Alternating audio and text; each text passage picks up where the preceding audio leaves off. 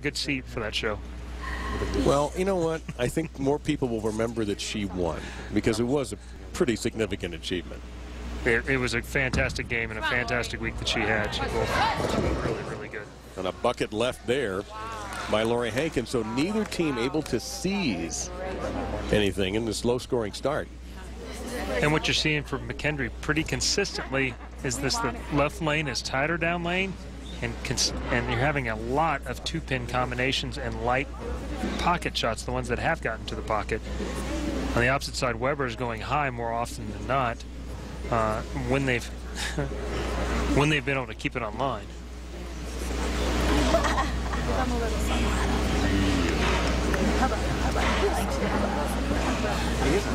And none of these are easy spares either, Chris. These are spares that require, that's perfectly done. We haven't had a lot of little, 10 pins or 7 pins or 4 pins left in this match. No, there's no 4-count spares that I know of that are easy spares. So when you're not hitting the pocket and you're not lined up very well, everything gets a little more difficult. Let's go. One more time. So Haley Beavis, who has been largely money for Weber International, a school out of Central Florida, throughout the tournament, will she be the one to throw the first strike in game number 2 with Weber up already 1-0. Good shot. No problem for Haley Beavis, the first strike of the match, and Weber goes up by 9. So Weber International has a 9-pin lead halfway through the second match. And can they close it out and take their first ever championship? Or will McKendree break through and force a third game? Wonderful event, the USBC Intercollegiate Team Championships. Haley's team leads by 9 halfway through. Linda Barnes is standing by with the coach, Randy Stoughton. Linda? So, Randy, we know your team had some personality problems early in there. They seem to have recovered nicely from that. They're doing dances. They're having a great time. Why do you feel that's so important for them to do? Well, I think it keeps them loose, and it keeps them together as a team, and they really, really enjoy it, and it's a lot of fun, and the guys love it as well. The guys' teams, and our guys' team is really enthusiastic, so it's just kind of rubbed off on the ladies as well. Well, we really enjoy watching them. Good luck, Coach. Back to you, Dave. They've done well. Thank you, Linda, very, very much. All right, McKendree has not struck in this particular match, Chris Barnes, and so the question, how do they adjust? They're back. It's almost starting the game over again. Here's your leadoff bowler now bowling in the 6th position. What do they have to do? Yeah, basically, there's 2 ways to go about it now. You can throw it a little bit slower. That's not really part of their adjustments, as I've seen throughout the week. I think the move is to move a board to a board and a half right, keep their targets the same, and actually be able to be a little more aggressive.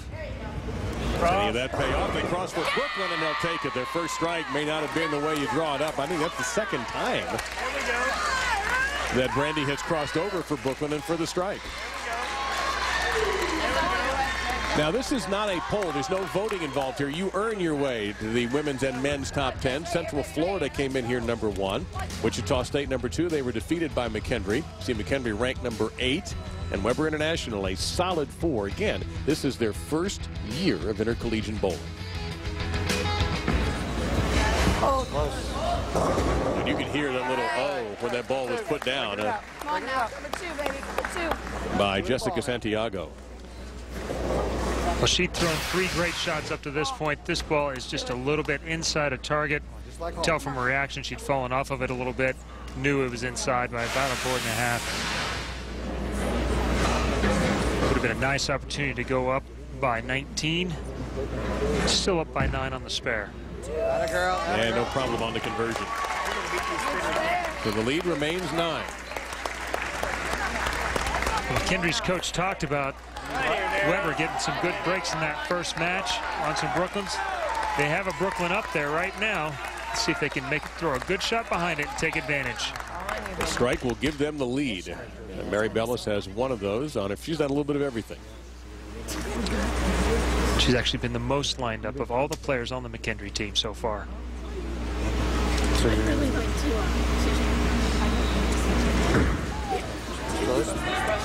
That crosses over, and a gang around the 10-pin. The 10-pin stiff and will not move. So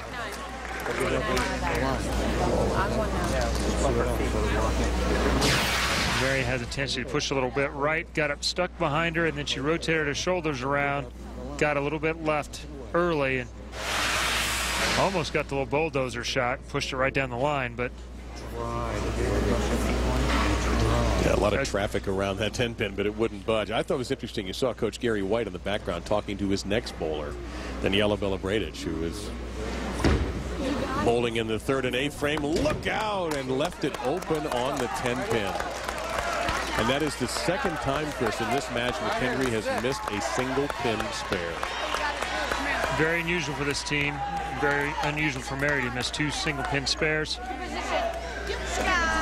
And you see what happened with the lead. It went from 9 to 21 for Weber. And a gift here for Jocelyn Leon.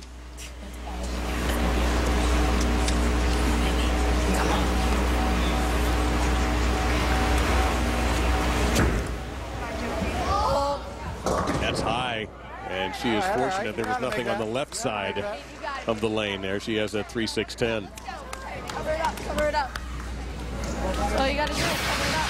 Well, and once again, it's just inside a target here, just helping it a little bit. Once that ball goes by the head pin once, it gets awfully hard the next time around to let it go clean and let it get on and project it towards your target. Come on. Cover it up. You got it. Just like cable. Yeah. Really not much anybody can tell her how to. She's had this spare before, so nobody in her ear to tell her what to do here. She's gone to a plastic ball. She played pretty direct at this, hitting the right side of the 3-pin. Hard way, hard way. Yes, it was.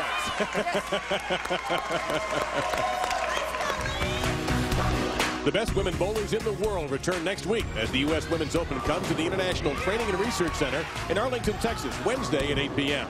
Of last year's 12 finalists, 10 bowled collegiately, including your 2009 champion, Tammy Boomersheim, who bowled at West Texas State University.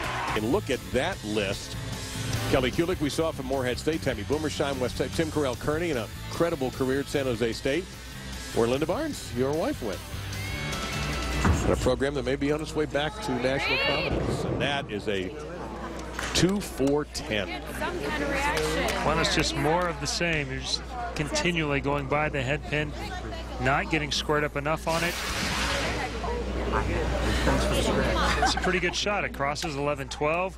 That's the shot she's been trying to execute throughout the match. And if that shot's not going to hook and you're not going to move right, you have to throw the ball slower and give it time to make it back around and up to the pocket. So she changes balls. There's an 0-2 in there somewhere. Somewhere. Or is it H2O? It's 0-2 or 2-0. What difference? I'm not a chemistry. Going for it, has a chance. Wow, that was One good shot. maybe another inch or two, and not even. And she'll make that and give McHenry a huge lift, but now they're 29 down. You can see as it hits the left side of the 2-pin how close this was to hitting it. Goes right through basically where the 9-pin used to be, a little bit to the right of that. Missed it by about 8 inches at the back of the deck. This is really falling into Weber's lap. A couple of good shots here, they can bring this home.